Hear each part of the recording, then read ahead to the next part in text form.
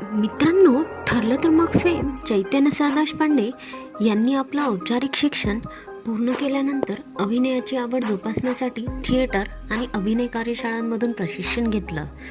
नाटक आणि स्टेजवर काम करत करत त्यांचा अभिनय अधिक वाढत गेला.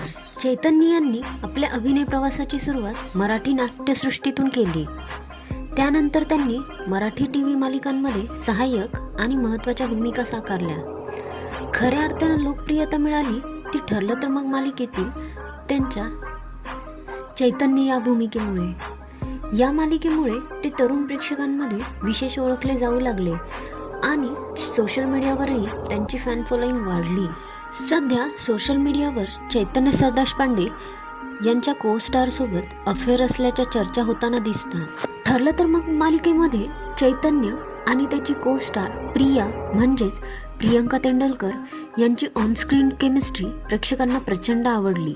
याच केमिस्ट्रीमुळे दोघांमध्ये अफेअर असल्याच्या चर्चा सोशल मीडियावर सुरू झाल्या. शूटिंग दरम्यानचे व्हिडिओ, सेटवरची जवळीक, एकमेकांचे फोटो लाईक, कमेंट करणं यामुळे चाहत्यांनी या चर्चांना अजून हवा दिली. मात्र चैतन्य आणि प्रियंका दोघांनीही अफेअरबाबत अधिकृत दुजोरा दिलेला नाही. मात्र चैतन्य आणि प्रियंका दोघांनीही आपल्या प्रेमाबाबतची, त्यामुळे सध्या या सगळ्या गोष्टी फक्त सोशल मीडियावरच्या अफवा, कोणतीही कबुली अजून दिलेली नाही आणि चर्चाच मानल्या जात आहेत.